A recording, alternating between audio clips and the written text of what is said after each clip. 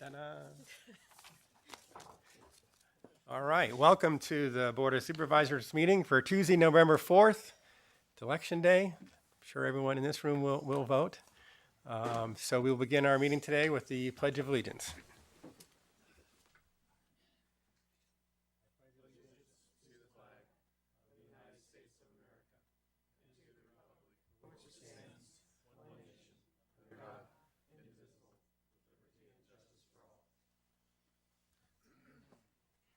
The roll call, please. Supervisor Groom, Present. Supervisor Horsley, Present. Supervisor Slocum, Here. Supervisor Tissier, President Pine. Here.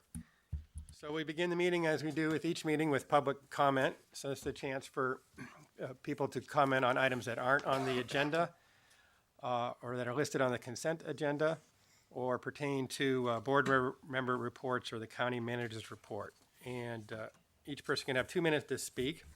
I do have 4 speaker cards, and since these are not agendized items, we can't engage in a dialogue about them. So let's, if we could begin with Monica, is it Berlin?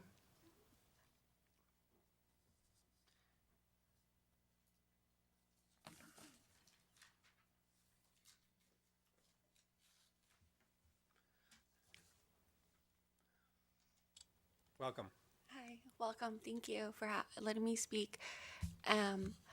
I just wanted to say that I'm a domestic violence survivor, and growing up, we did not have domestic violence in our household, and I always thought it was a problem for, Mexican people or people with alcohol problems. But I have a 2-year-old son. And I was working at Genentech this last year, and the father of my son was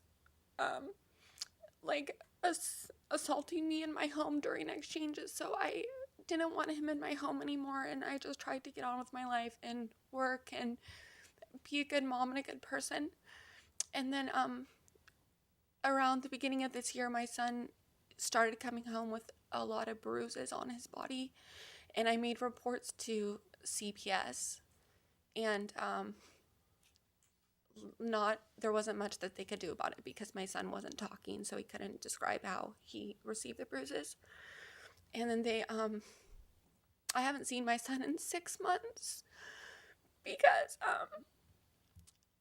the father is a really manipulative, horrible person, and I just haven't really seen my son regularly because of issues with the San Francisco Superior Court, and the father's family is really wealthy, so they have outspent me in family court by spending $250,000 on an attorney in a year and a half. And I saw my son Friday at a supervised visit, and he told me that his dad bit him in the face.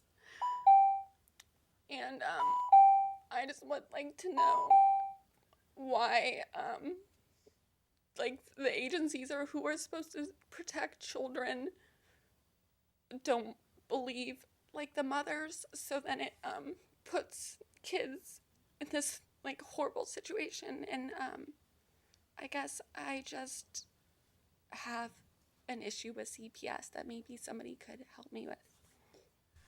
And that's all I have to say. Okay, thank you. I'm sorry that you've had these difficult circumstances, and we ought to make sure Ms. Berlin has someone in the county she can speak to. Ms. Rodriguez is in the audience. Perhaps she could talk to her immediately after her presentation. Thank you. Okay, and we hope that can be of help. Therese Dyer.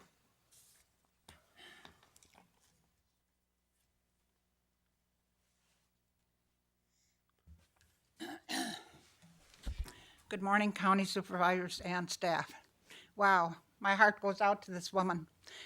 I too know how it is to be a victim of domestic violence, where it cost my lawyers $500,000, and I still haven't recovered it, but that's another issue. Today I would like to speak because it's election day. I'd like to respond to Mr. Barato, head of the Central Democratic Committee, who is also the Mr. Pine's legislative aide. Mr. Barato took it upon himself to disqualify me as the second vice president of the Pacifica Democrats without investigating whether I was a Democrat or not. I was not able to take part of the forum, and I'm running for Pacifica City Council. And here is proof that I am a Democrat. And just to show you that one hand doesn't know what the other hand is doing, and that's not only the assessor's office, but several other departments, because I received 2 ballots. And so, I don't know, I voted once. Can I vote twice? Make sure that your vote is counted. Thank you.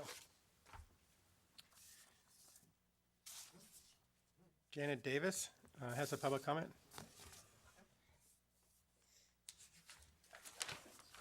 Good morning. I'm not complaining this morning, but I have a couple of to-dos. I think there needs to be some kind of ordinance restricting the location of e-cigarette stores. They're springing up all over the place, and you've just banned those cigarettes in apartments. It would be nice if there was some restriction on where they're sold. Also, there's a problem emerging with Airbnb. In Stanford Weekend Acres, which is a tiny subdivision, there are 5 of these. One is at 31 Stowe Lane, where there are already 3 dwellings on an R1 zoned lot. And then there's a problem of the Building and Planning Department making rules up as they go along. For example, there was a recent problem with smoke alarm provisions that were required when somebody had their sewer lateral fixed. And that person was the only person, apparently, who was required to have a smoke alarm test. And he's a person who's been very active in North Fair Oaks. And then there's another problem. The county manager's job is to ensure communication between departments, and that just ain't happening. And something needs to be done about the county manager's office having some kind of coordination. There's none between building and planning, public works, the sheriff's office, public health. If you call one place, you get referred to somebody else. If somebody calls one department, they have to check with another department. Nobody talks to anybody, and something needs to be done about that by the county manager's office. Thank you. And our final public speaker is Martin Fox. Good morning, President Pine, members of the board, my fellow veterans, Supervisor Slocum and Mr. Balpe, and County Council Mr. Byers. Thank you for your service to the county. Please vote to implement Laura's Law now. The largest law enforcement group in the world, the International Association of Chiefs of Police, unanimously endorsed the use of assisted outpatient treatment laws like Laura's Law to increase law enforcement capacity and return persons living with serious mental illness to the care of the mental health treatment system. Laura's Law is an effective, efficient, and humane hospitalization and incarceration recidivism reduction solution to the problem of untreated mental illness in persons that are so ill they do not believe they are sick, according to the U.S. Department of Justice. It has been adopted by San Francisco, Orange County, Los Angeles County, Placer County, Yolo County, and Nevada County. The immoral and inhumane policies and procedures that this county's health system uses to place persons living with serious mental illness who do not believe they are sick at risk of serious injury and death demonstrate a deliberate indifference to the health and safety of their family members, the community, and our nurses and law enforcement officers.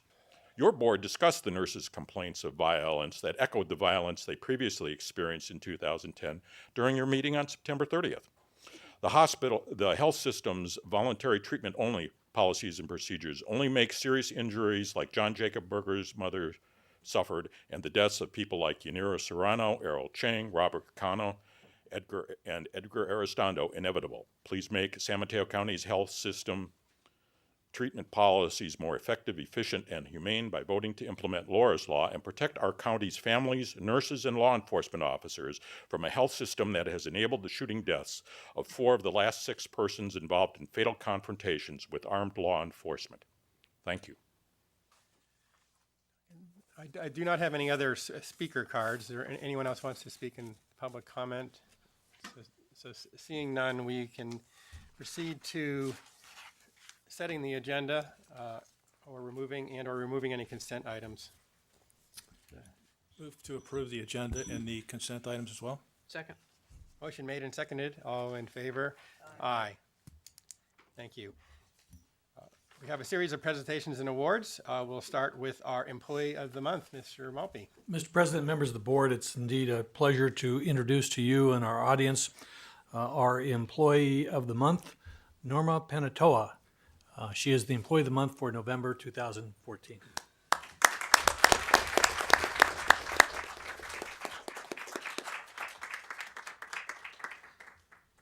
Norma is the Payroll Personnel Services Supervisor in the Human Services Agency. And in that position, she has consistently demonstrated an outstanding level of performance. Norma began her career with the County Human Services Agency in 2002, and she's held a number of different positions within the agency since that time. She is described as an invaluable part of the HSA team who has vast knowledge of payroll and personnel and a can-do approach, friendly, patient, and a thoughtful way of assisting staff. Norma is also generous with her time as she often volunteers to assist where there is a need. For example, last year the Children's Fund received over 3,000 gifts that needed to be wrapped within a short time frame. To meet this deadline, Norma volunteered her time to wrap gifts, ensuring that the county's foster children had a little brighter holiday. Norma exhibits leadership. She has built a strong and responsive team, which includes 3 staff members who handle all the payroll personnel matters for the 800 staff in HSA. Her work ethic is said to be of the highest standard. Indeed, our county is fortunate to have Norma Panatoa as one of its outstanding employees. Our first speaker this morning is Ileana Rodriguez. You're there. Thank you, John. Honorable members of the board, Mr. Byers. I'm delighted to be here this morning to chat with you a little bit about Norma. Norma joined the agency in 2002 and is currently the supervisor of our payroll unit. Nothing gets by Norma. Her primary duties ensure the accuracy and processing of our payroll for over 800 employees. She never complains. I see reports of people who are late getting their payroll approved, their batches, and Norma always provides services with a smile. Norma is a pleasure to work with. Her professionalism is a standard for all of us. Norma, congratulations on this recognition. Well deserved.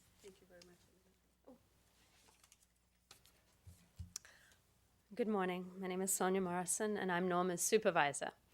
Norma's a really positive person. I've supervised her for almost 2 years now, and no matter what I bring to her, what idea I have, what problem, what question I have, she always says, most often, we can do that. Not I can do that. She says we can do that. Norma thinks in teams. She's a fantastic supervisor, but more than that, she's a great team player. She really believes that together we can get to better solutions. She's a problem solver. At HSA, sometimes we have large agency-wide problems that need payroll's help. And she also deals the same way with this positive, can-do attitude with individual issues that people bring to her. I know that whenever she brings a problem to me, that she's resolved it as much as she can at her level before it brings up to me. And people appreciate that. I appreciate that.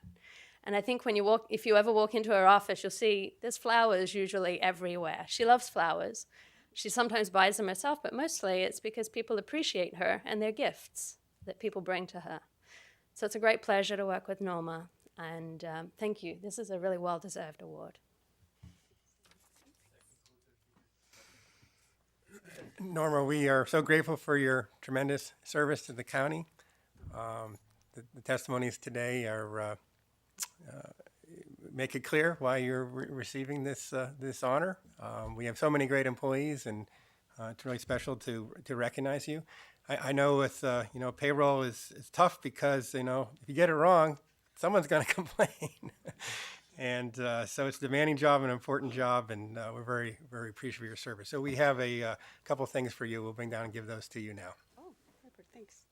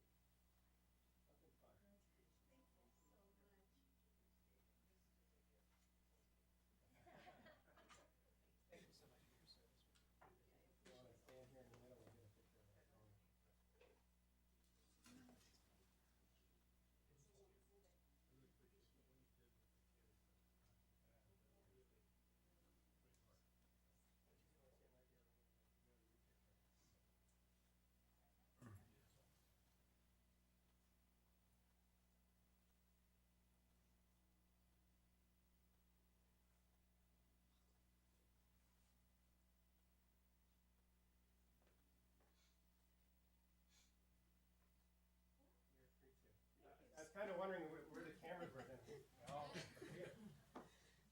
Well, actually, I appreciate all of this. I just want to say thank you for those people who talk about me and nominating me in this. This is overwhelmed. I've been with the county for over 12 years, and during this time, I have met so many people, have made so many friends that it means a lot to me. I have learned so much from all of them from HSA. HSA is a second family that it has become for me since I started back in 2002. I have great bosses, and they always supporting me in what I need. I feel very blessed, and I'm always proud to say that I work for the county, and especially for HSA. Everyone say that it's nice to be in HSA, and I really enjoy my job. I'm so happy, and I'm so honored to get this. Thank you so much.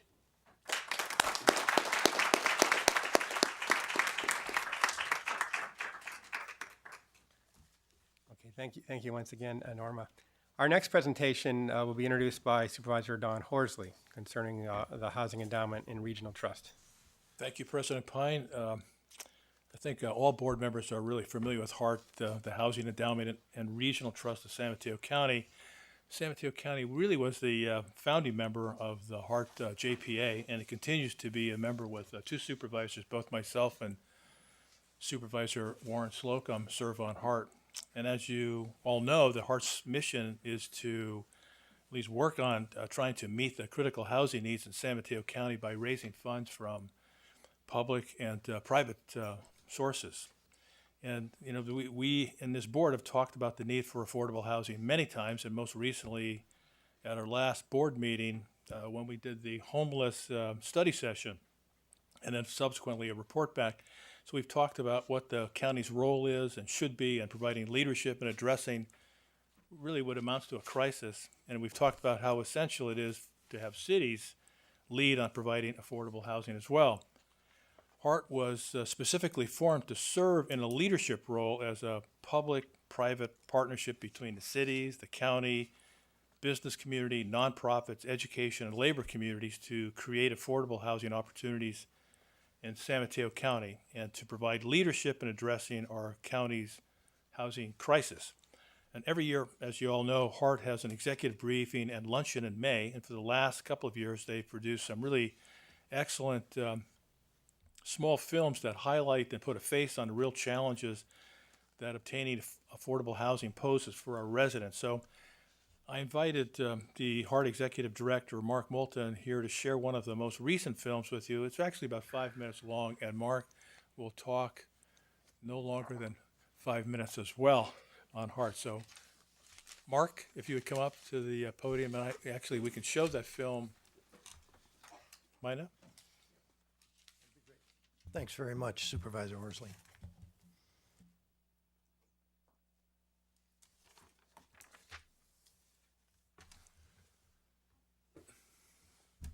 Went all my schooling in Foster City.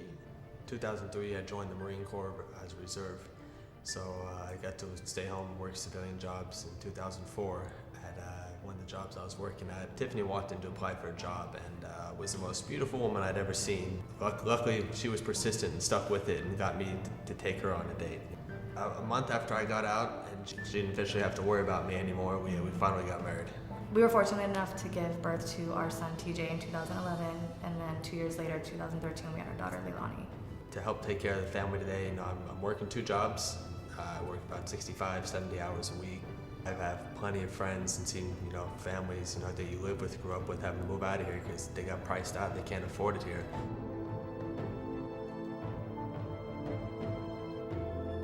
The challenge at the moment is extraordinary.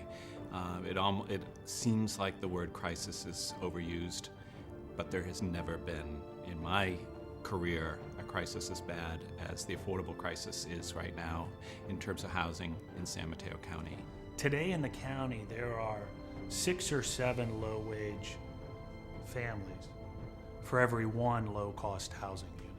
We already have a shortage of affordable housing. In order to afford the average apartment rent in San Mateo County today, you need to earn over $80,000 a year. Teachers in this county earn on average about $70,000. Paramedics about $50,000. These are the folks who are driving our economy, and they're getting priced out of the region. HART was founded in San Mateo County with the express goal of trying to make sure that we built more affordable housing, particularly to take care of the workforce in San Mateo County. Since its founding, HART has raised almost $13 million to provide almost 950 affordable living units in San Mateo County. Together, working with HART and with our city and county partners, we have the formula. We know how to create great housing. And when folks move into these units, it's an incredible experience.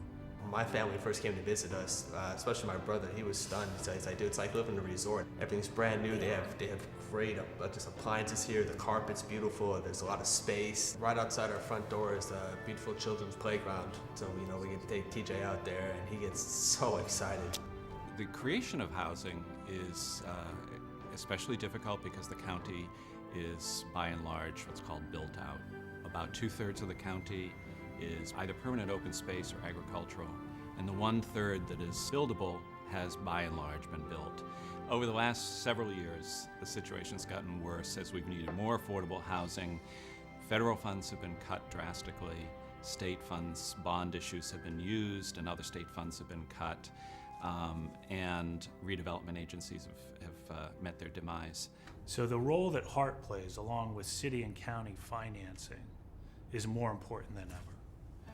It's that nimble, early stage money that helps us do pre-development work and entitlement work so that we can then go compete for state and federal sources. Last year, I had the privilege of carrying a piece of legislation which took money that would have been converted at the state level into state bureaucracies and instead made it available to housing trust funds.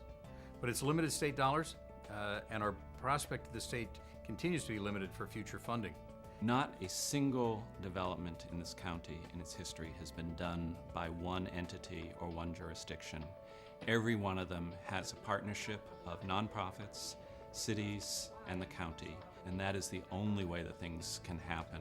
Decent, affordable housing is a basic right as far as I'm concerned, and something that we need to work very hard at providing to our communities. Our goal is to be able to provide 400 to 500 new housing units per year for the next 10 years.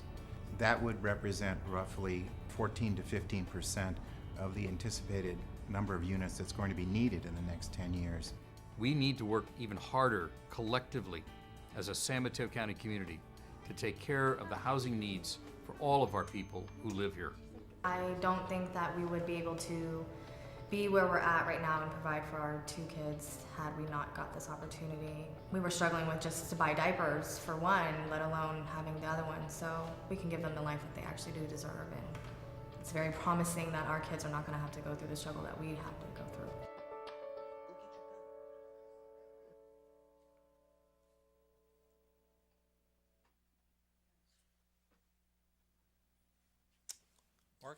Thank you for the introduction, Supervisor Horsley, and greetings President Pine and Supervisor. I'm Mark Moulton. I'm the Executive Director of HART. The movie's a little bit of a hard act to follow. I think part of what I'd like to do, first of all, is to thank you as the representatives of the county who have offered sort of founding support to HART and sustaining support, with two of you taking positions on our board of directors. I want to go immediately to what are we going to do in the future. Basically, what we're up to now is trying to assess with our HART member cities what are the effects of the loss of RDA funding. We're trying to figure out how HART can help bring some kind of ongoing stream of revenue. We're all about funding affordable housing from state, federal, or local sources. We're about creating a campaign that will offer new investment opportunities either to donors or private investors in affordable housing. We're about raising funds to increase and allow hiring of more financially sophisticated staff at HART and more support staff there. We're about working with community partners for housing development that focuses on the PDAs, that is transit-oriented housing.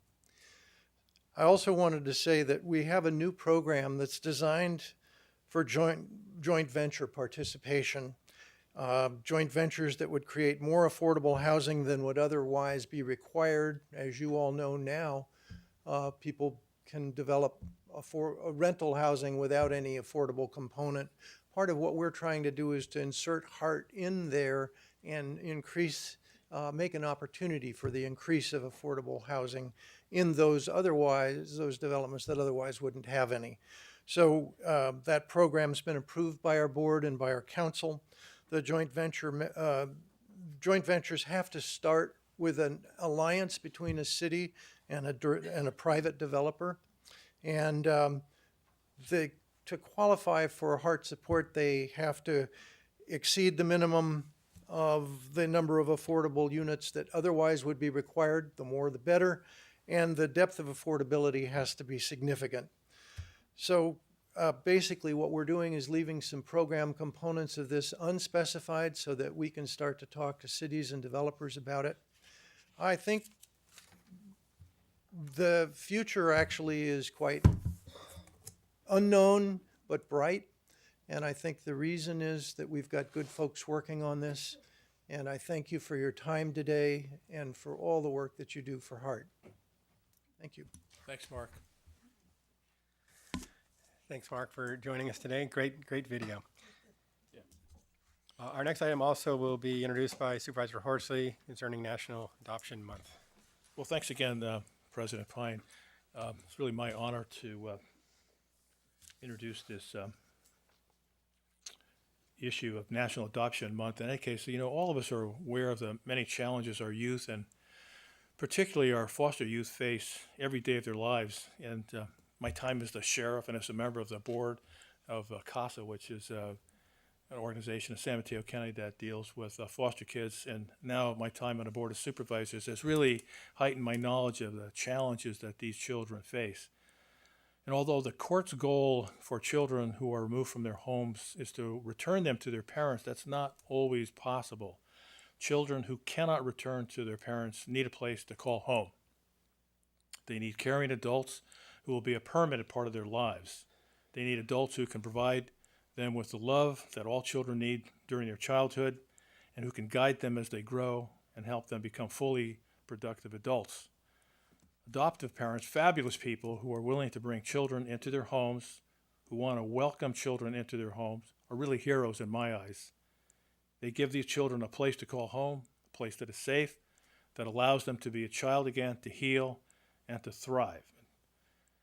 This is each and every child's dream and each and every child's right. And nationwide, there are more than 100,000 children waiting to find permanent, loving, caring, and safe families. And I'd like to ask the board to join me this morning in raising awareness for National Adoption Month and to encourage interested adults to consider adopting a child in our county, as we here in San Mateo County have many children, particularly older children, waiting to be adopted by a family.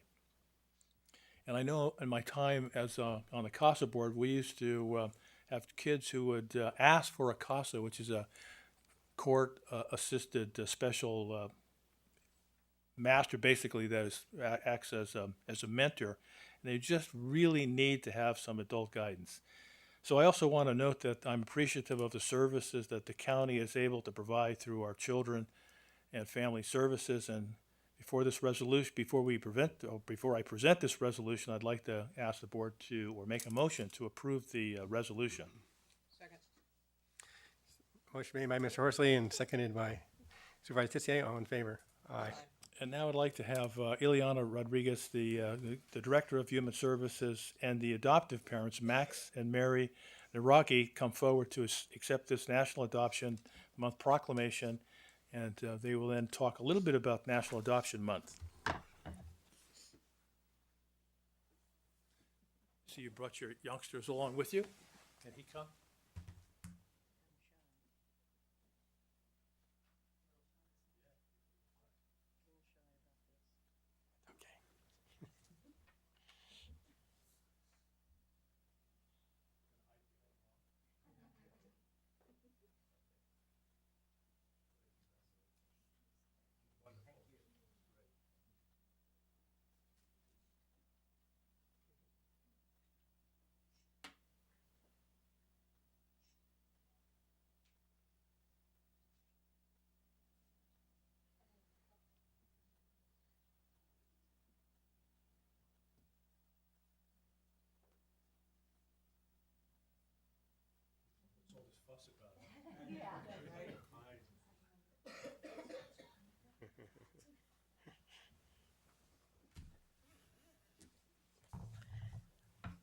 Thank you, Supervisor Horsley. Good morning, members of the board, Mr. Maltby, Mr. Byers. A stable home is one of the more critical elements children need, if not the most important. Last year, we were able to successfully place 15 children into permanent placement, and those 15 children now have a place of belonging. One of the 15 placements was a 19-year-old. Since the implementation of expanding foster care services past the age of 18, we were the second county to be able to place an AB-12 non-minor youth. We're asking the board to bring awareness to the need for adoptive parents in this county, and any interested adults should contact Children and Family Services. On November 14th, we will participate with the county's juvenile court to support National Adoption Day, which is a national movement to finalize adoptions of children in foster care. Back in 2001, 17 jurisdictions first participated in National Adoption Day. By 2011, there are more than 300 events held nationwide. Every day, the board makes crucial decisions about providing services and support to the county residents. I would like to give you a glimpse on how your decisions make and support families in this county. It's my honor and privilege to introduce to you Max and Mary Naragi, who adopted a child through our agency. Max and Mary Naragi are a kind-hearted, friendly, caring couple who found each other later in life. Their marriage is full of mutual respect, love, and generosity. They recognized together that they wanted to build a family through adoption and became licensed through a private agency 3 years ago. Max and Mary enjoy sharing their passion for life with their newly adopted son.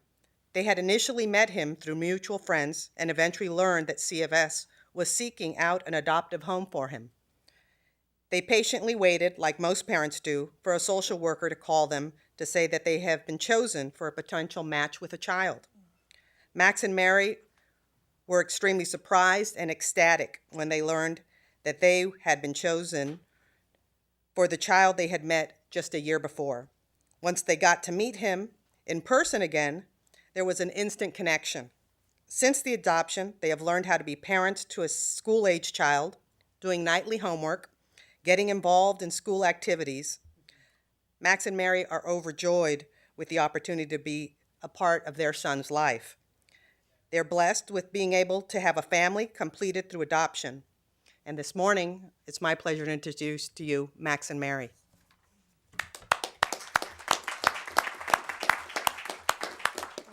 so much. Good morning, and thank you, President Pine and honorable members of the board. Thank you, Supervisor Horsley, for your powerful words there introducing this National Adoption Month. And it's a privilege to accept this proclamation on behalf of all the families in San Mateo County who've adopted, who are on the journey to adopt through foster care. And it's a privilege to share a bit of our own story, which you also heard a little bit of already. It was not long after we were married that we began considering growing our family through adoption. And international adoption was most familiar to us, but in our neighborhood, we had friends who were foster parents. We loved spending time with them and with the children in their home. I remember one young boy, a 2.5-year-old, clinging to a somewhat ragged and well-loved AAA state road map given to him by his foster father. And the little boy said, "I keep this forever." Somehow, hearing the word forever on the lips and in the heart of that child gave me an insight into the human hunger for permanence and forever that never left me. So in the end, my husband and I decided we wanted to be available to children like him in our own community. So we did become licensed, as you heard, and we received great training through Hand in Hand and large doses of encouragement, which we all need. And we also started attending San Mateo County's adoption education group, where we learned heaps. And found the fellowship of fellow travelers in this journey, which is so important. As you did hear a little bit about our story, so I'll just tell you that, to make a long story short, that our son has been the greatest gift ever, and we were so happy to finalize his adoption on October 3rd, surrounded by many of the people had been part of our story. Truly, the journey to grow a family through adoption can feel like playing an 18-inning game of baseball. About the 11th inning, you stop and wonder, where is this thing going? How was it that I thought I could have a career in baseball anyway? But when you're out on the field with an amazing team, anything is possible, am I right? And together you find the strength and the inspiration to see the game to its end. So today, how can we thank so many team members for the greatest gift ever? Thank you to everyone in the San Mateo County Adoption Unit, many of whom are here today, and to our agency Hand in Hand and its director, David Boshin. We would not be where we are today without each of you and those like you who dedicated their lives to making forever possible for children and families. Thank you.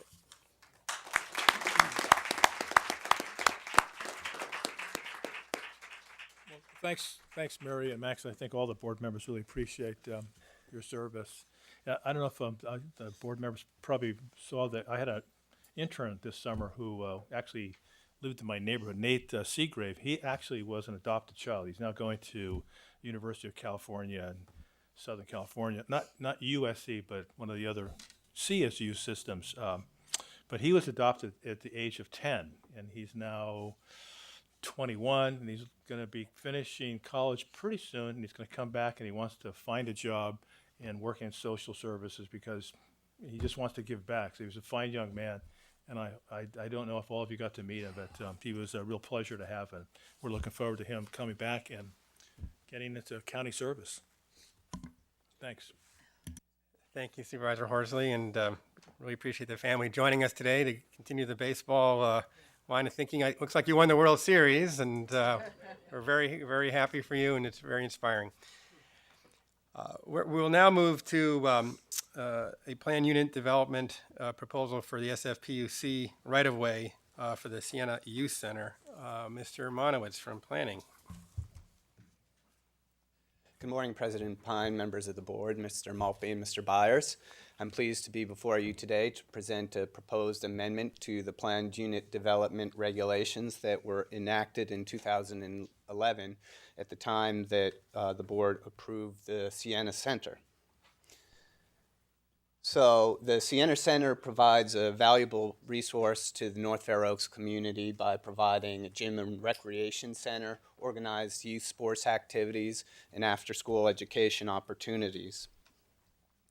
When the PUD was originally considered by the board, potential impacts on neighborhood parking were a primary concern, and in order to respond to that concern, a requirement of the plan unit development was to provide 37 parking spaces on the nearby San Francisco Public Utilities Commission Hetch Hetchy right-of-way. The current proposal is to reduce the number of parking spaces to 20 in order to allow some community garden space to be incorporated into that parking lot. This slide shows the location of the Sienna Center and the SFPUC right-of-way. That's the subject of the proposed amendment. The facility is located in the northwestern corner of the North Fair Oaks area, about a block up from El Camino Real. The center is located on the corner of Nottingham and Marlborough, and the San Francisco Public Utilities right-of-way runs from Marlborough to Nottingham. This is a slide showing the parking lot design without the community garden space. And after looking more carefully at stormwater management needs, ingress and egress requirements, and other site constraints, it's estimated that we could fit about 30 parking spaces without community garden space. This is the proposed plan that's before you today, which would amend the requirement for 37 spaces to include the community garden area that you see on the left side of your screen. So we believe that this proposal should be approved for a number of reasons. First, we believe that it adequately addresses the center's parking needs. To date, we've received no complaints from residents regarding the impact of the center on neighborhood parking. And we've also worked with the center to get some data about how its visitors are getting to the Sienna Center, and found that a majority are either taking the bus or walking or riding their bike or carpooling there. Secondly, we believe that the addition of community gardens will provide a neighborhood benefit that's consistent with the objectives of the North Fair Oaks Community Plan. The St. Francis Center currently offers community garden space at a nearby section of the San Francisco Public Utilities right-of-way, and there's currently a waiting list of families who would like to get a raised garden box to grow their own fruits and vegetables. And then finally, we believe that the addition of the community garden space will be a benefit to the neighborhood that's compatible with the surrounding land uses. And for those reasons, we are recommending that the board approve the planned unit development amendment, and this recommendation is also supported by the North Fair Oaks Community Council as well as the Planning Commission. That concludes my presentation. I'd be happy to answer questions. Thank you for your presentation. Questions for Mr. Monowitz? I have one. And I was wondering if we could do something a little more creative than the chain link fence that would surround the garden. And I know we want to look in and see the garden, but I think chain link fences are just kind of not very attractive, and it would not necessarily enhance the neighborhood. You want a second? Yeah, just a quick second. On the other community, thank you. On the other community garden, isn't there a high wooden fence? Yes, that's correct. Yeah, maybe something like that could be done on this new. Yeah, from staff's perspective, we concur with those comments, and I think the applicant is here to present their proposal and can respond to that suggestion. Any other questions? We do have Michael Pierce who would like to speak today. If you want to go ahead and take a few minutes. Thank you. Addressing the fence issue right up, again, thank you to the board for letting me come and speak on behalf of the center today. We, of course, would like you to adopt this proposed amendment. On the fencing, that's actually a mistake. Our intent is to build fencing similar to what's around the existing garden complex, the wood fencing and everything. That was the intent all along. So that's just an error in what was presented. So that's what we'd like to do. We would like your support, as was stated in the staff report. You know, this would be a great benefit for the neighborhood. The center itself has been just wonderful since it opened in 2011. It's an extension of the great work that Sister Christina and everybody at the center does for that neighborhood. The addition of this additional garden space is needed and would be a great addition to the community there to have that additional space, because we do have a waiting list of people that really want to use that. It'll also clean up kind of a semi-blighted area. That right-of-way it's a traditional dumping ground right now. People drop stuff there all the time. Kids from the center come once a week and clean it up as part of their program. And we'd like to just enhance that and just make it a better part of the community. The parking really hasn't been an issue since we opened. We had that requirement for the 37 spaces. We weren't able to start construction right away, which I think was a blessing in disguise because of the improvements that the Hetch Hetchy water system was going to be doing. And you know, it was clear that we just don't need that parking space. We also have still in place with Century Centers that operates the large shopping center just north of us, an arrangement where we can use that for overflow parking for 4 large events per year. We're typically not doing that, but we have that capability still in place, and we'll work to continue to keep that relationship for that. So we respectfully request your support of this. I'm happy to answer any questions that I could answer. Thank you for your comments. Any questions? Thank you again. Thank you. And we have one other speaker, Janet Davis.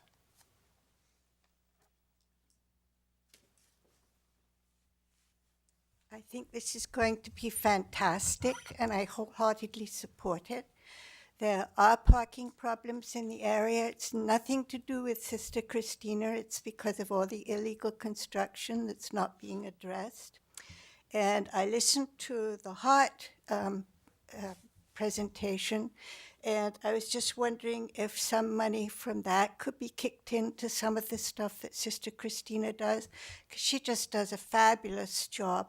And there's one real dump in that area at 133 Dumbarton that owes 5 or probably now 6 years of taxes.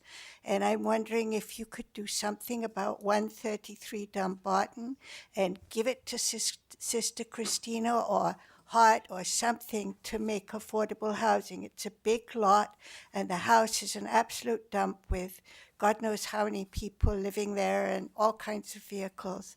And that's on my to-do list for you. Thank you. Thank you for your comment. Any other discussion? Otherwise, we could take a motion. I'll move to close the public hearing. Second. A motion made and seconded to close the public hearing. Thanks for that reminder. All in favor? Aye. Okay, any discussion? Thank you, Mr. President. Thank you again, Supervisor Tessier, for turning on the microphone. I had an occasion yesterday to visit with Sister Christina, and as you all know, she's an amazing person that, along with her board and her many, many supporters in the county, are transforming a neighborhood. I can't tell you how many run-down, drug-infested, dilapidated units that she's built, or not that has acquired, and cleaned up and remodeled. And we were down looking at some of those units yesterday, and it's truly amazing if you could have seen the before and the after. And of course, this is affordable housing. And Sister Christina, I think, we just owe her a great deal of thanks for her transformative work in that neighborhood. The Sienna Youth Center does amazing things. Raphael, who's the director, I think, there, works with the kids, and he just does amazing things. I'm so impressed with the overall operation. In fact, this morning as I was leaving the house, my sons had cleaned out their closets finally after 25 years. And there were many bags of clothes that no longer fit. laying in the living room, and I asked Maria, hey, could I take these clothes to Sister Christina's? Because yesterday when we were there, we saw several people bringing in bags of clothes and dropping them off, and she has a wonderful outlet there that provides clothing to the folks in the neighborhood. And so this community garden, I think, is going to go a long way. If you've ever seen the community garden that exists there, especially in the summertime when you go and see all the neighbors there tending their plots and the huge sunflowers and all the great vegetables and chiles, it's just an amazing sight, which I think helps to build community and sort of right direct that neighborhood to a more positive future. So I know that all of you support Sister Christina and her work. If there's no more discussion, I could make a motion to adopt an ordinance amending the planned unit development 136 zoning district to permit a 20-space parking lot and community garden area in the San Francisco Public Utility Commission right-of-way for the Sienna Youth Center, and waiver of the reading of the ordinance in its entirety. Second. A motion made and seconded. All in favor? Aye. Yes. Terrific project. Very, very exciting. We'll be eager to watch it develop. Thank you. Let me just point out at 1:30 today, we do have our service awards. So we will be over in the other building for that. But for now, we will move to county manager's items, starting with the two-year budget and Measure A process for the upcoming 16-17 fiscal years. Mr. President, members of the board, I've asked Mr. Sacco, our Director of Budget and Performance, to make this presentation. Hello, Mr. President, members of the board. Happy Election Day. Before I get into the timeline, let me talk a little bit about some fundamental changes we're proposing for the Measure A process. Basically, it'll be an open process, not only to departments, but also to the community partners. And it's going to be a two-phased approach. First, there'll be a letter of intent, which I think provides a lot of opportunities. One, it briefly describes the problem and the proposal without going into detailed implementation plans and budgets. So the proposers don't have to spend a lot of time putting together a proposal that perhaps doesn't align with the board's vision or would be turned down for some other reason. So it's a brief proposal statement. And then after that, they're reviewed, and the proposals that are moved forward, the proposers will be invited to submit an application, which will then be vetted by a team of county department staff for review, and then those proposals would be eventually brought to the board. So with that, let me move through the timeline, which is in your memo, and there are some changes, and I do want to add one date, so I'll talk about those things. So initially, we had thought that we would go to the board on November 18th with a priority setting workshop, and we're proposing now to move that to December 9th. And that workshop would include shared vision, a view of the shared vision 2025 dashboards. Staffs would provide some gap analysis and recommended priorities to the board. And I just want to add something parenthetically to Jim's presentation. That is that December 9th is shaping up to be a long meeting, so just to give the boards a heads up, that's your last meeting before the holidays, so be prepared for a long day that day. Thanks, John. So the December 9th would be the priority setting workshop.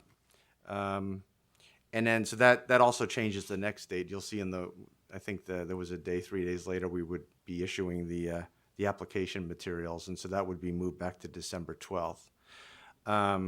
We think that we don't need to move the dates in the rest of the schedule, because that December 9th, December 12th still gives departments and community partners almost a month to submit the letters of intent.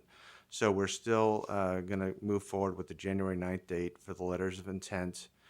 And then on January 30th, so the county's internals team would have 3 weeks to review the letters of intent. And that really provides an opportunity to do a few things. One, it gives us an opportunity to match proposals with community partners and departments. And it also provides an opportunity where we see proposals that serve similar clients or provide similar services. We have an opportunity to bundle those together and go back to the proposers and maybe match them together to do perhaps a more comprehensive and collaborative initiative. The one thing you don't see on the schedule that I want to add is that, as you know, the board has approved over $100 million in Measure A currently, and some of those are ongoing programs, and there's also capital and IT needs that need to be addressed.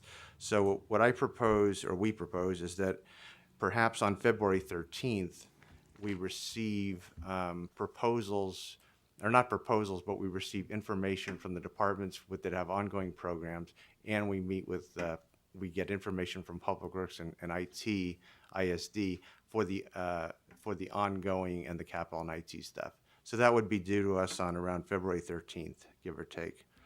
Then on February 27th, we would receive the new proposals from those that we invite to apply. They would submit their applications on February 27th. And then that would give us time to prepare for the March 17th meeting. There's going to be 2 public hearings to talk about the Measure A proposals. The first one on March 17th, the first thing we would do is provide staff recommendations for the ongoing programs and the capital and the IT. And where this provides a benefit is that it also informs the board in terms of what's been obligated and how much is left. And then on the 17th, we might also begin the discussions on some of the new proposals. And then the March 31st workshop, which is the second workshop, would be totally dedicated to reviewing the new proposals. We would then, assuming that everything is approved, we would have a period of about 2 months, April through May, which a couple things would be going on. One, we may have to address RFPs for those proposals where we believe that it's in the county's best interest to do a competitive process to determine which providers provide the services.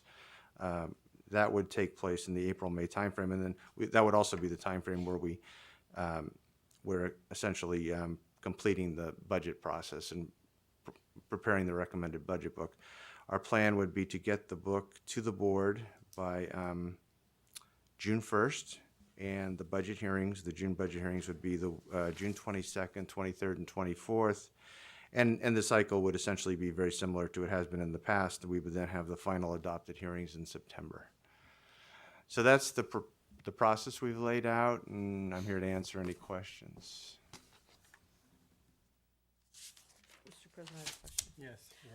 It just dawned on me now. I know we kind of walked through this the other day, but is there any kind of appeal process for those that, say, for instance, don't get invited to apply because we don't think that's one of our needs? But I guess what I'm trying to avoid a little bit, whenever that happens, immediately they call us. Yeah, we'll build something in, and we'll talk about that. One of the things that we're going to talk about on December 9th is not only the priority setting, but we will talk a little bit about the Measure A process, and then you'll see the application materials and stuff, and we'll build in an appeals process. The other thing I was going to say is during your March meetings, there are public hearings, and certainly anybody that feels that they have a proposal that wasn't recommended or something that came up after the letters of intent began can come forward and make their presentation to the board, and the board can choose to incorporate it into the funding if they want. So there are a number of opportunities, I think, during the course of this that would give people adequate opportunity to get their oar in the water. So That makes sense. I assume if people call us, we just say, then come to the public Yeah. hearing and tell us what your concerns are to save us from having that back and forth if they aren't part of the recommendation. But we'll make sure that the review team is available to, for folks that want to call just after they get the notice. So. Okay, thank you. I had a question. Could it may, maybe I think it'd be helpful if maybe you could give an example of like hypothetical RFP. I hadn't seen this when we last met Jim. So I guess we see these proposals. Someone comes up with a good idea, and then we think we ought to let everyone take a shot at that. I'll take a shot at it, and then I'll let John Byers step in if he wants to. But let's say, for example, that a provider says we want to provide a certain service to a mental health, a program for children on the coast. Let's just say, for example, and the county decides that that's a program that makes sense maybe in other regions as well. And so we would perhaps issue an RFP for those services on a more countywide basis. There are going to be instances where, there will be proposals we expect from providers that are essentially the only game in town. And the board will always have the opportunity to waive the RFP process in those. But we do have to at least leave open the possibility that there will be proposals where there are multiple providers that can provide that service. So that's what I would say. I don't know, John, if you want to add anything. Yeah, no, I think that's accurately stated. I mean, the whole notion of RFP is not in state law. It's really a function of our kind of local best practice rule that the idea is you want to advertise and get as many proposals as possible to just, stimulate some competition, have get as many folks who might be interested in a particular service to apply, so you have lots of options to look at. So that's kind of the notion, but at the same time, it's a very organic process, and it's one that can be waived by the board in an individual circumstance. And maybe, as Jim said, it may be the type of service that's kind of a sole source, if you will, or something that's very exclusive. And we may say, I think we're comfortable that this is the outfit that really does this, and it would be worth the extra time and resource to really to open that up to a broader process. So it's a pretty flexible thing, but it really is a function of kind of our local rule and our best practice, if you will. And the default is always to go to RFP. That's sort of our default position, but we do make exceptions to that. So, but staff would be recommending which go to RFP and which are kind of evaluated on a standalone basis. I mean, obviously, many are very unique. I mean, I just want to, we did a small amount of funding to CASA last cycle. I don't think you'd do an RFP for that, for example. Okay. Are there other questions? I'll move to adopt. Quick question, I'm sorry. Could you just talk to me for a moment, Jim, about the outreach that will occur, if any, to let nonprofits know, community organizations, about the letter of intent and the process and so forth? Yeah, I can already assure you that Raina heads up a shelter, food and shelter work group, and she's already I know met with them and explained the process. I'm sure this will be and I should mention that all three of the board meetings on December 9th, March 17th, and March 31st will be publicly noticed hearings. And so we're going to treat this almost like a regular RFP. I mean, this will be posted on the county's web pages. It'll be advertised, and we'll make sure that the departments or that we get email groups where we can reach out to the community partners.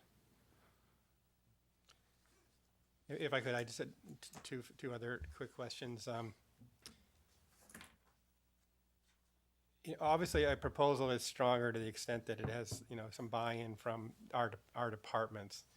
So, what instructions are we giving to people about how and when, or if at all, to, talk to a department in connection with either the preparation of their the short form, I forget what we're calling that, the letter of intent, I guess, or then I guess ultimately, if a letter of intent gets the next phase, then they're doing a full-fledged application. So, how do we kind of, what guidance do we give CBOs in terms of interacting with our departmental staff? Let me take a shot at it, and then Jim could fill in the details. Obviously, the letter of intent is intended to do that, to begin that discussion. If you have an idea, submit a letter of intent. That letter of intent will be vetted by the department, and those discussions should take place during that month period of time. In our county, as the board well knows, many of the nonprofit organizations already have longstanding relationships with various departments. And my guess is those conversations are probably going on as we speak. Yeah. So I think that there will be many opportunities for nonprofits and departments to engage one another in these discussions before we get to the application stage. And then after the application stage, the departments will vet those applications so that by the time you get the recommendations, you will certainly have not only the request of the nonprofit organization, but the input of the department. Okay. And my final question, I would anticipate that board members, will have some ideas about Measure A, perhaps for some new projects. Would we want to raise those in that March period, or do that during the budget process, or I guess? I think the earlier the better on that one. Yeah. Okay. Thank you for the clarifications. President Pine, just have one question. Could you talk a little bit more about a vetting process? Is it only through for things that are coming from the nonprofits? It'll only be the departments that make those decisions, or are you setting up some kind of an internal committee, or? The letters of intent will go to those department or departments that provide or have some area of expertise in those services. And so initially what we're looking for is for the department or departments to provide guidance to the nonprofit as to how their proposal would best be coordinated with county services. And then after the proposal is submitted, to make their recommendation on the usefulness of that proposal to accomplish what its intended purpose is. Any further questions? I'll move to adopt the two-year budget and Measure A process. And Jim, thank you. A lot of great thought went into this. Motion made and seconded. All in favor? Aye. Mr. President, if I could add one thing under this item. Yesterday, the President and I had an opportunity to sit down with the proponents of the clubhouse project, which I know each of the board members has had an opportunity to visit individually with that same group. I think we had a very productive meeting. They've made a great deal of progress. They've secured a location. They have staffing lined up. They've raised almost $100,000 from the community. They have worked with our mental health, behavioral health organization to ensure that the concepts of the clubhouse will be included in the new mental health plan that will come before the board and then go forward to the state to be approved. If that all happens, they would then be in line for funding in the fiscal year 14-15 timeframe.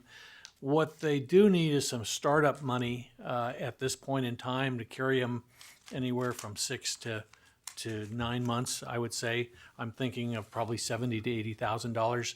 And unless I hear otherwise from the board today, it would be my intention to bring a proposal for Measure A funding for that interim period of time for this project back to the board on November 18th. As the board's aware, we have a considerable amount of Measure A funding that is unallocated or has not been spent for the first 2-year period, and so there's ample resources from Measure A for that period to handle that proposal.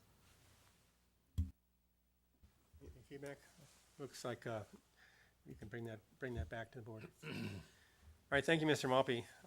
We have your county, oh, excuse me, I forgot, sorry, Mr. Fox wanted to comment on item 6.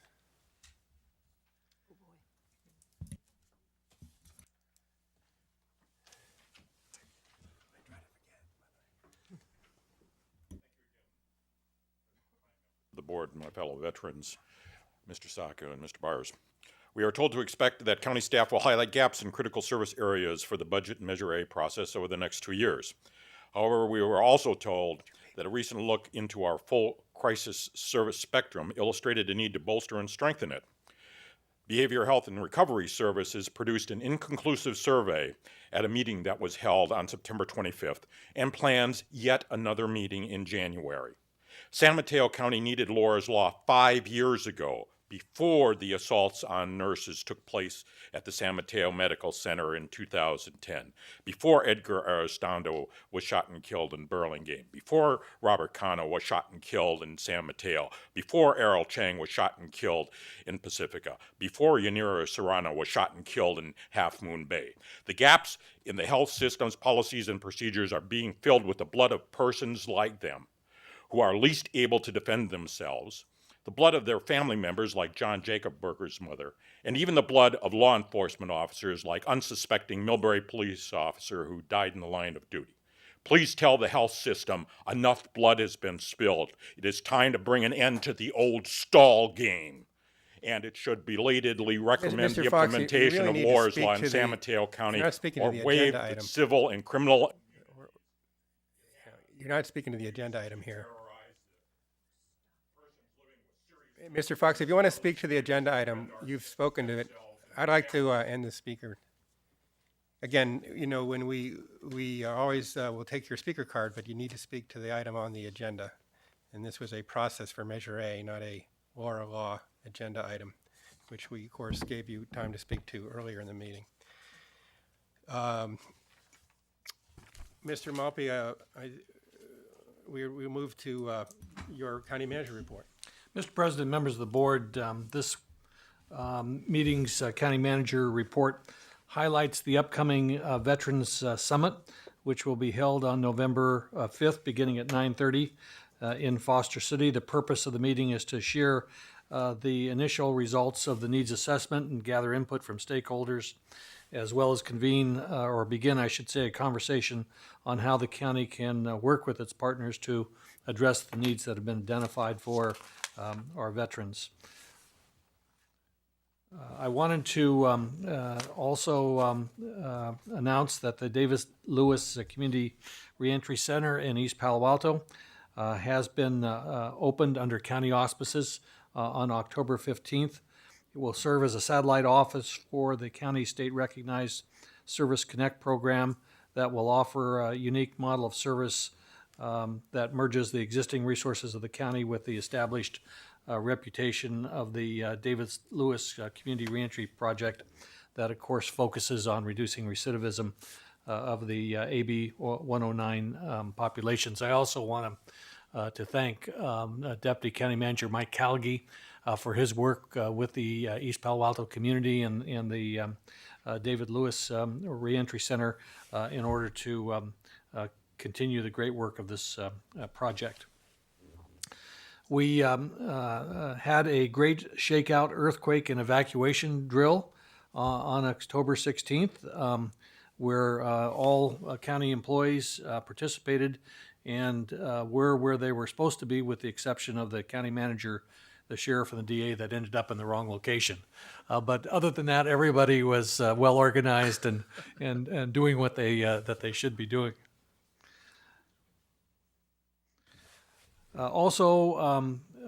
There is now underway a countywide employee engagement survey that has until December 1st to be completed. We want to encourage all county employees to complete the survey. That will give us useful information as to areas that we need to improve and strengthen with respect to our interaction with the great employees that work for this campaign in county. And finally, to note that the 2014 charitable contributions campaign has kicked off with our traditional pie, pumpkin carving and pumpkin pie contest. This year, John Keene, our Chief Probation Officer, is the chair of the campaign, and we're looking forward to a great campaign in which we generate a lot of contributions from our very generous county employees for the vital work of the nonprofit and giving charitable community in San Mateo County. Mr. President, members of the board, if you have any questions on the report, I'll be happy to answer them. Any questions for Mr. Malpe? Seeing none, thanks for the report. And we'll, excuse me, we move to board member reports. Ms. Horsley, you'd like to start?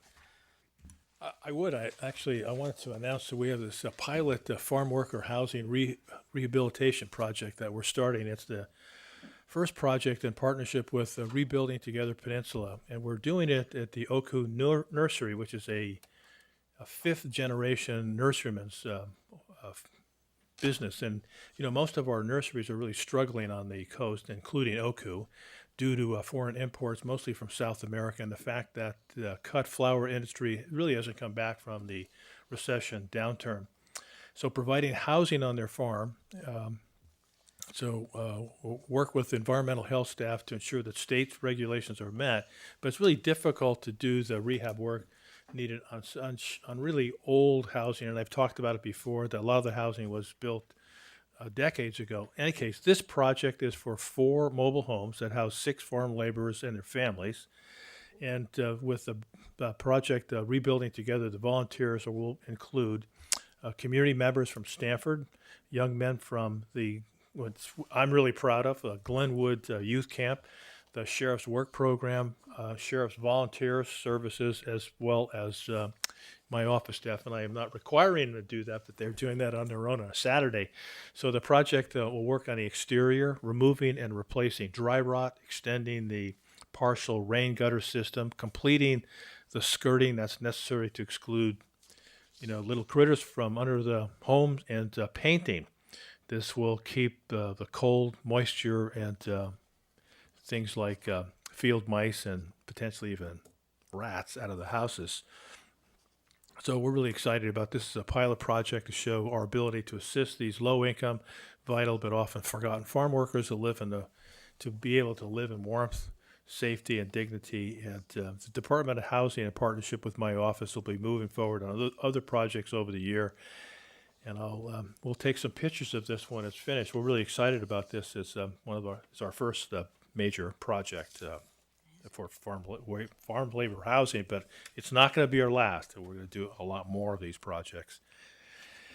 I saw on Supervisor Tessier's desk about he's going to do a memoriam for Al Telia. I've known Al for many years. When I was 18 years of age, I knew him.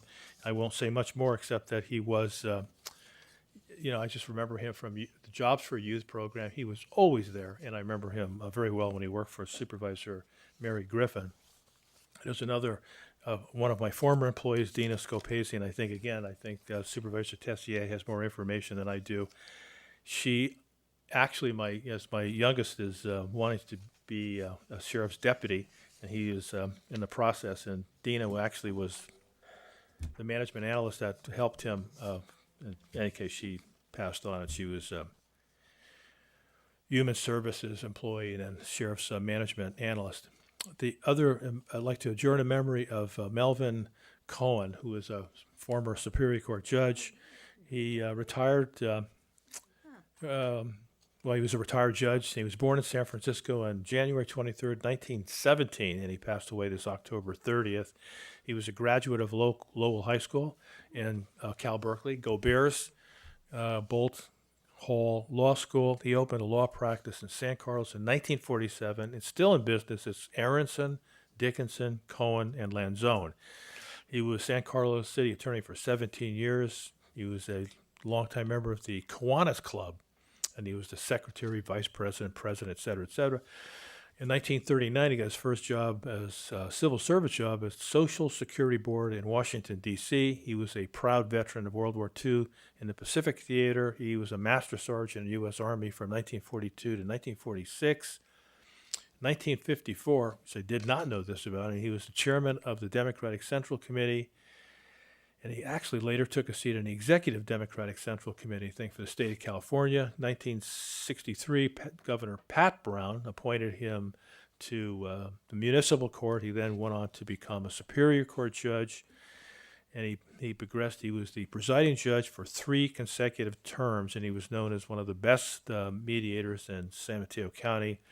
There's all kinds of awards and stuff, and he was also one of the things that he was kind of kind of a sort of a no-nonsense guy, but he was really respected in law enforcement. But besides the fact that he was tough in law enforcement, he was a great judge, and everybody respected him. He was also the founder of the Service League, which does services for people who are coming out of prison and who are in jail. So he had, both sides of him. He was a remarkable guy. Our law library is named after both he and Keith Sorensen. There's also a bench, I think, in the old courthouse. And the last adjourned memory is for a former North Coast County Water District director, and he was a Rotary Club member, and he was an industrial engineer, of course, a great family man. His name was Joseph Mason Brown.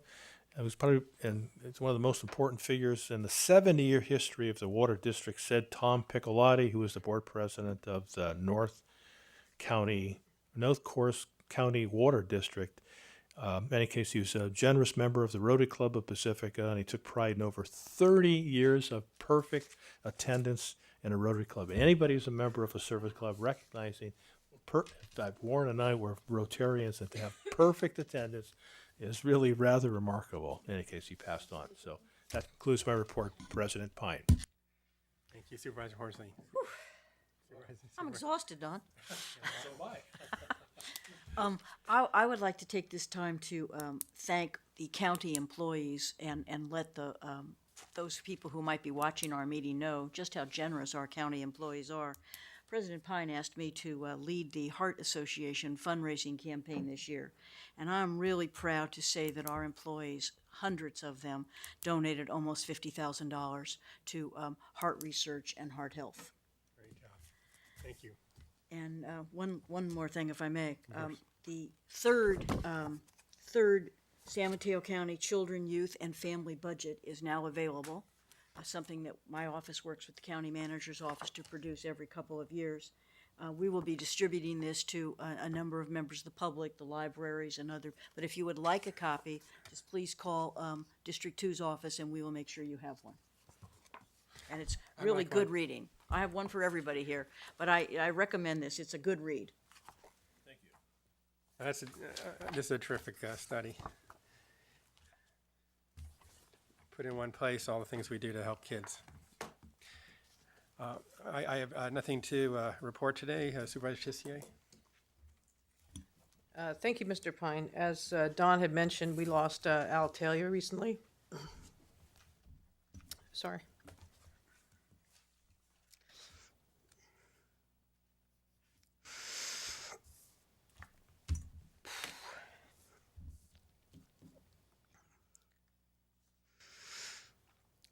I kept it together yesterday. I just can't keep it together today.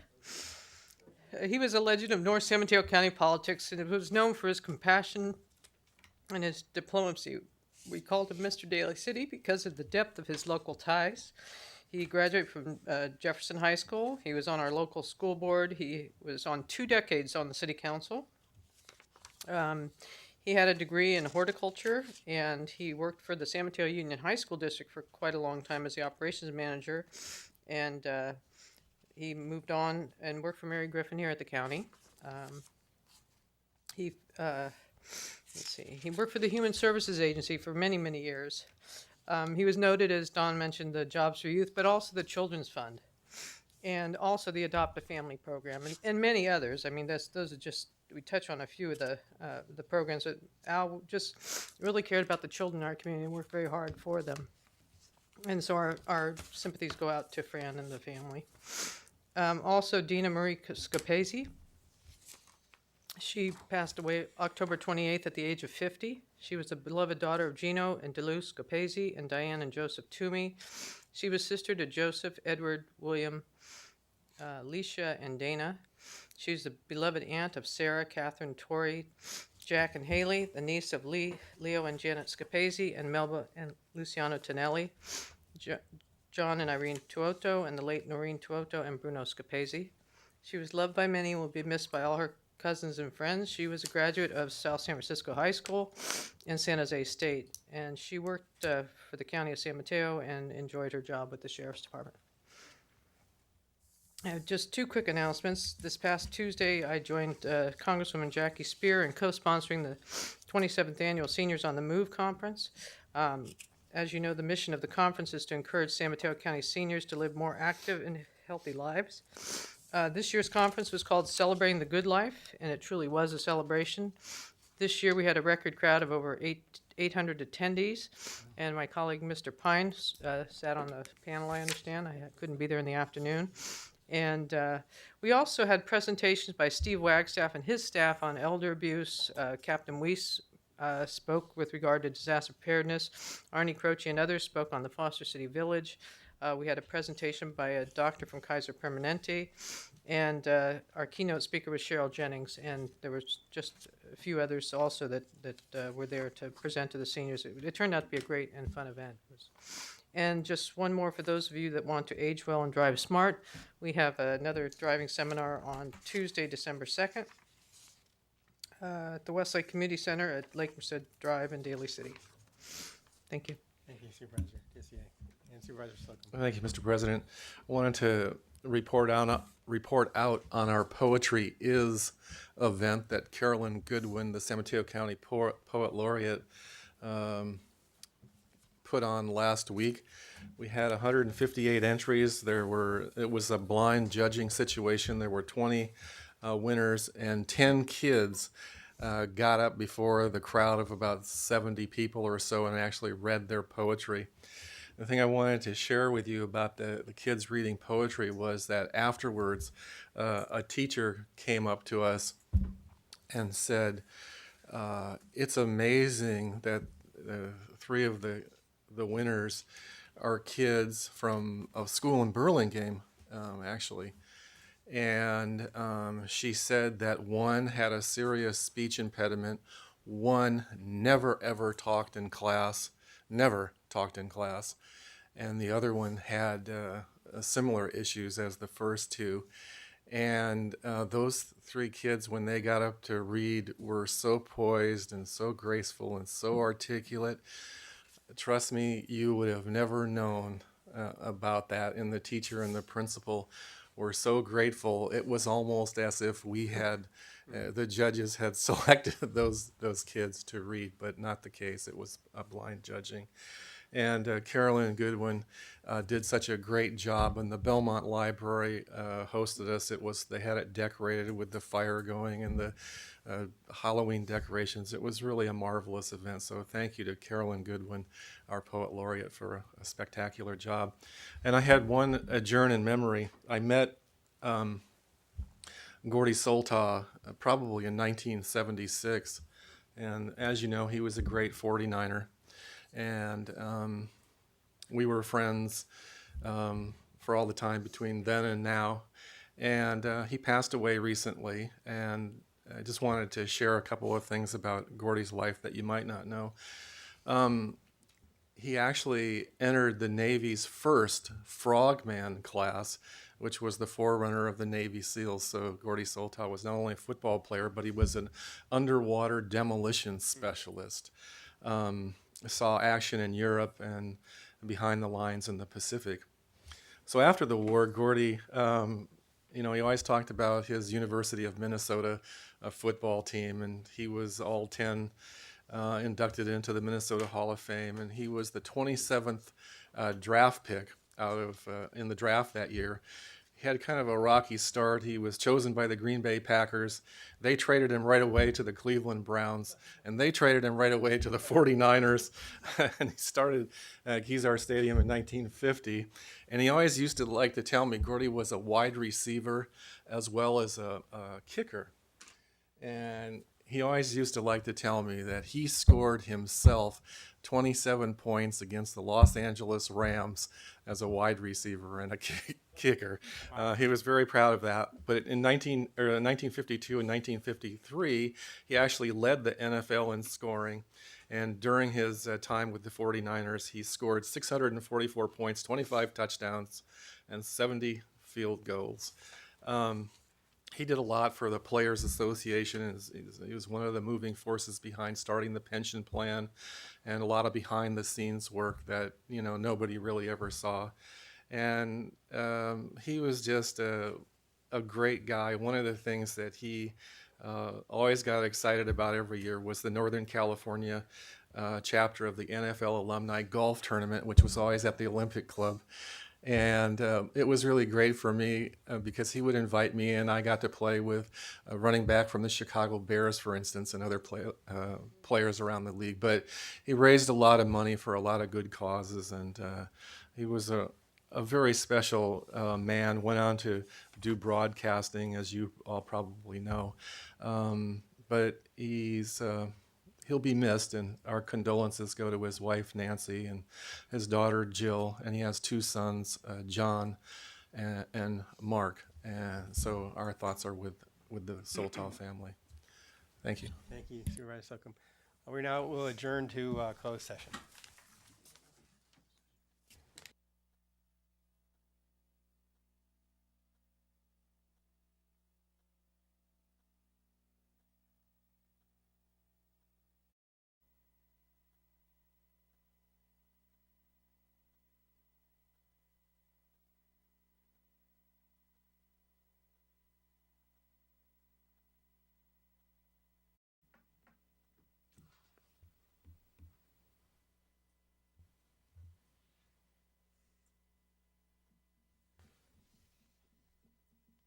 Okay, we are reconvening from closed session, and County Council John Byers will report out for us. Thank you, President Pine. The board met in closed session on one matter and no final action was taken. It was a discussion only. Thank you. The meeting is adjourned.